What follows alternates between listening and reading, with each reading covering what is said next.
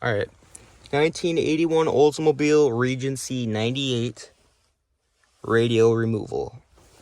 First thing you want to do is a screw here, you take those out, and then you lightly pull on these corners. This whole piece just snaps on.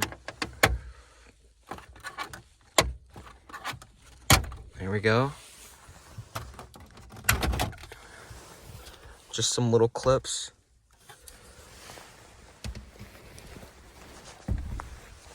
Next, you will have screws here, here, and here. I only had 2 of them, so somebody's been in here before. Some of these on different models have retainer clips for the volume knobs.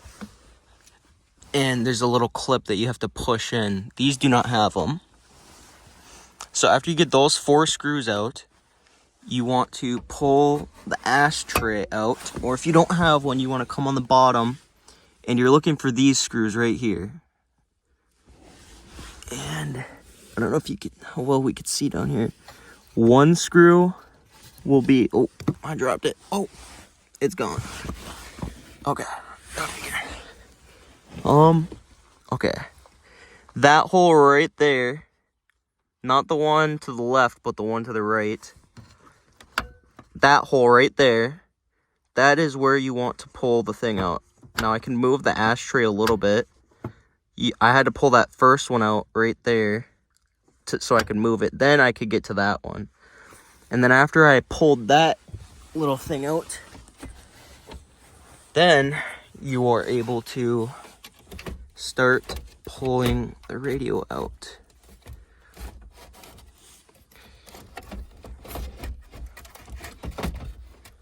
There you go. And then you want to go sideways, gently. And mine has this little thing that was blocking it.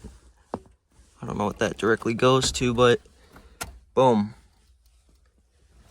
That is how you remove the dash on an 81 Oldsmobile.